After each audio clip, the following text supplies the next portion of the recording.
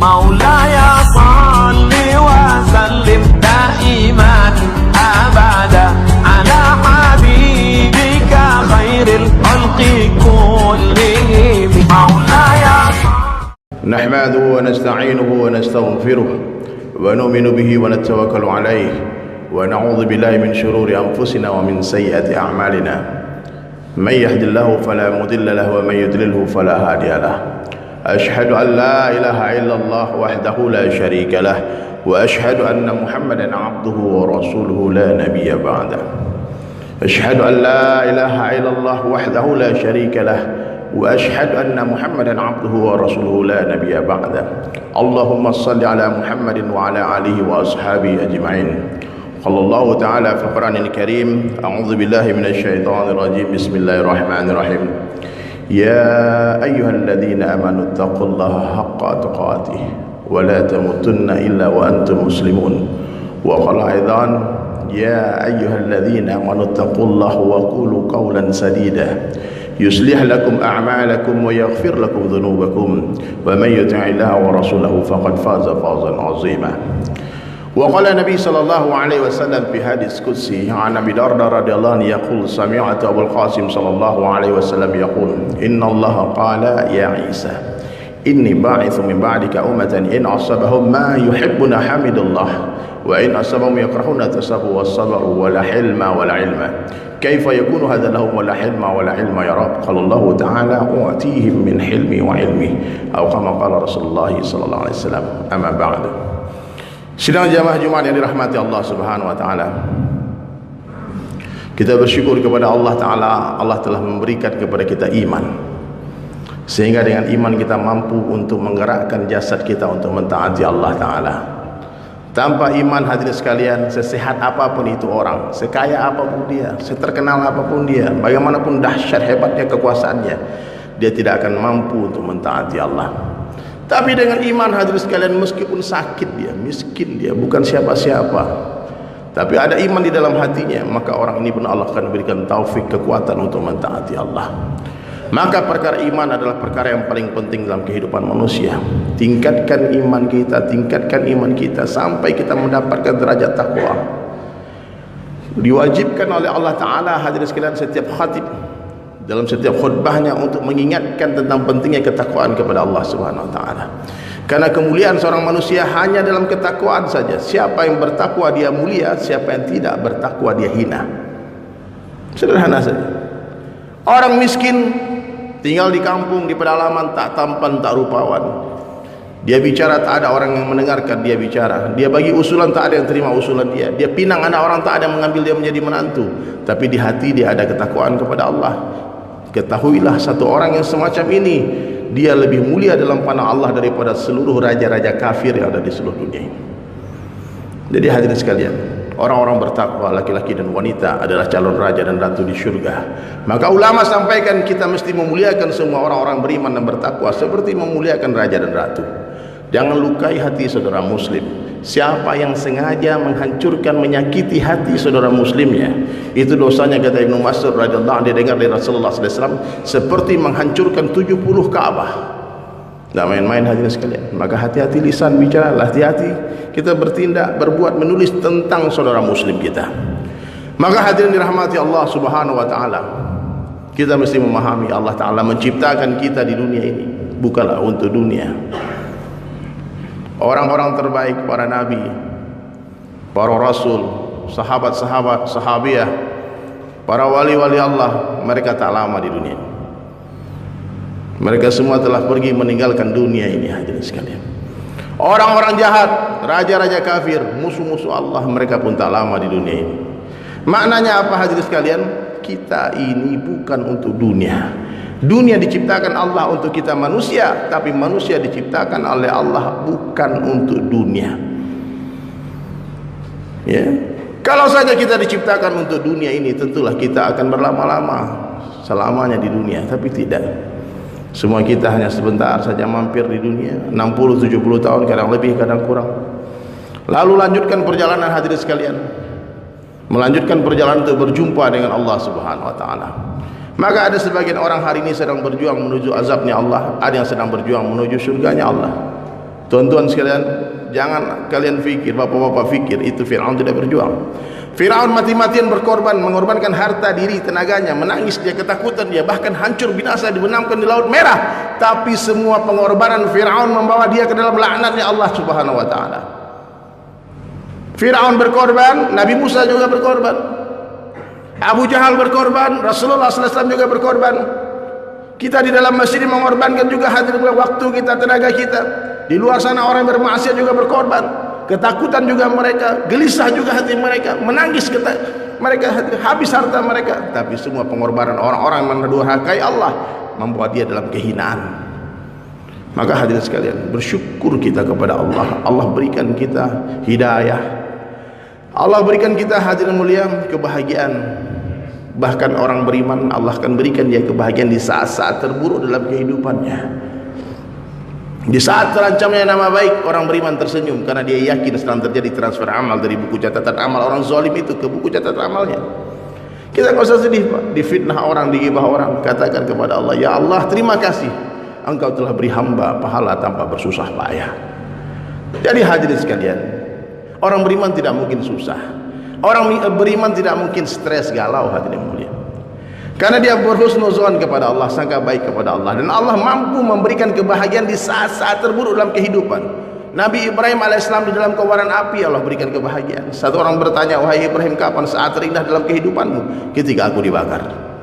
Sayyidina Bilal bin Rabah radhiyallahu anhu Allah berikan kebahagiaan di saat-saat terburuk dalam kehidupannya, ketika dia disiksa di padang pasir, letakkan batu besar di atas dadanya, dicabut siang dan malam oleh majikannya. Allah berikan kebahagiaan kepada Sayyidina Bilal bin Rabah radhiyallahu anhu. Ketika dia jadi gubernur di Damaskus, ditanya, kapan saat terindah dalam kehidupanmu wahai Bilal?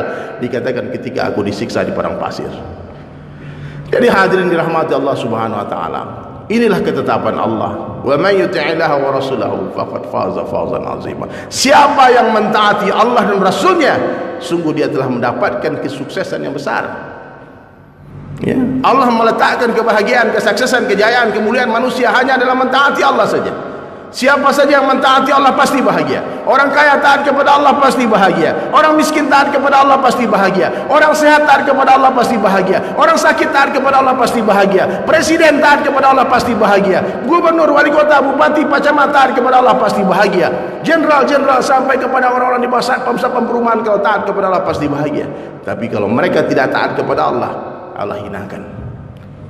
Kemuliaan dalam genggaman Allah. Yang menaikkan raja-raja adalah Allah, yang menurunkan raja-raja adalah Allah. Allah mampu memuliakan orang biasa tanpa jadikan dia raja. Allah mampu menghinakan raja-raja tanpa mengambil kerajaannya. Dia tetap jadi raja, dia tetap jadi presiden, dia tetap jadi gubernur, wali kota, bupati, tapi seluruh mata jijik lihat wajah dia. Bisa, Pak?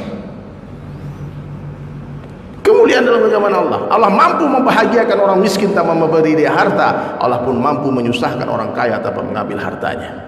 Maka hadirin sekalian, keyakinan ini harus masuk ke dalam hati kita.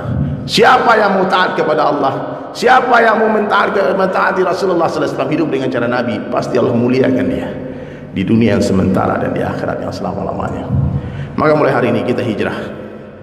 Mari kita sama-sama kembali kepada Allah. Sudahlah, Pak, dunia ini gak ada apa-apanya. Dunia ini kenikmatan yang sedikit. Kalau sedikit nikmat, kalau banyak menyusahkan. Makanya sahabat-sahabat, meskipun mereka multibilioner, orang-orang kaya raya, tapi tidak ada satu orang dari mereka pun yang hidup bermewah-mewahan. Semua sahabat hidup sederhana. Mereka makan sederhana, minum sederhana, bahkan mereka sederhana, rumah mereka sederhana.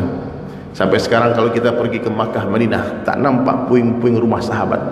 Mana puing rumahnya Abdurrahman bin Auf, orang terkaya di Makkah, Madinah, tidak ada, tak nampak. Tapi mereka menginfakkan 1000 ekor kuda, 1000 ekor onta, 700 ekor kuda, menghabiskan hartanya untuk perjuangkan agama Allah Subhanahu wa taala. Untuk perkara dunia, perkara lampu, sumbu lampu yang kebesaran, Sayyidina Utsman menegur istrinya, wahai istriku, ini sumbu lampu kebesaran mubazir. Bagi mereka hadirin sekalian, 1 dinar untuk perkara dunia, untuk perkara sia-sia adalah kebodohan. Tapi 1 miliar, 1 juta dolar hadirin mulia, untuk perkara 1 juta dinar untuk perkara agama adalah kecerdasan. Maka hadirin, jadilah anak-anak akhirat, jangan jadi anak-anak dunia. Siapa anak-anak akhirat? Orang yang hari-hari bicara akhirat, sibuk membangun di akhirat, sibuk berjuang untuk mendapatkan kehidupan, kejayaan, kemuliaan di akhirat. Siapa anak-anak dunia? Orang yang sibuk membangun di dunia, dia lupa pembangunan di akhirat. Maka ini maksud hidup kita yang pertama, hadirin sekalian, mengenal Rabb kita Allah. Setelah kita kenal Allah, kita taati Allah dengan cara Rasulullah SAW.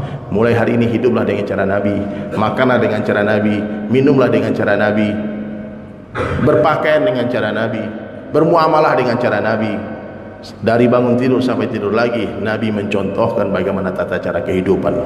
Ini diceritakan di dalam Al-Quran, kehidupan Nabi-Nabi, bukan sebagai bahan cerita saja untuk didengar-dengar, tapi untuk ditiru, hadirin, untuk kita ikuti. Karena cara mereka lah yang telah mendatangkan kemuliaan dunia dan akhirat. Dan apa yang terakhir, hadirin sekalian, maksud kita di dunia untuk melanjutkan tugas Rasulullah SAW. Pintu kenabian telah tertutup dengan wafatnya Rasulullah SAW, tapi kerja kenabian ada sampai hari kiamat. Siapa yang melanjutkan kerja ini? Tanggung jawab siapa ini kerja dakwah, hadirin sekalian? Memperkenalkan Allah ke setiap hati-hati manusia. Kerja semua orang yang mengaku sebagai umatnya Rasulullah SAW.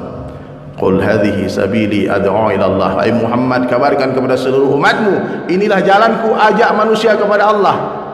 Ala basirah, dengan basirah, dengan hujah yang nyata, Al-Quran dan Sunnah. Ana wa man ittaba'ani, ini kerjaku dan kerja seluruh pengikutku. Maka mulai hari ini kita fokus fikir dakwah.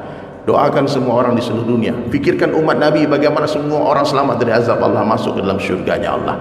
Ini fikir yang terhebat. Satu ketika Nabi bertanya kepada Sayyidina Abu Bakar, hai Abu Bakar, apa yang kau fikirkan? Sayyidina Abu Bakar Siddiq radhiyallahu anhu menjawab, aku sedang memikirkan umatmu ya Rasulullah. Aku memikirkan bagaimana seluruh umatmu selamat dari azab Allah, masuk ke dalam surganya Allah Ta'ala. Nabi tersenyum dan mengatakan kepada Sayyidina Abu Bakar, ya Abu Bakar sahabatku, sungguh fikirmu ini lebih baik daripada 60-70 tahun ibadah. Sesaat berfikir untuk dakwah, untuk umat, hadirin sekalian, itu lebih baik daripada 60-70 tahun ibadah.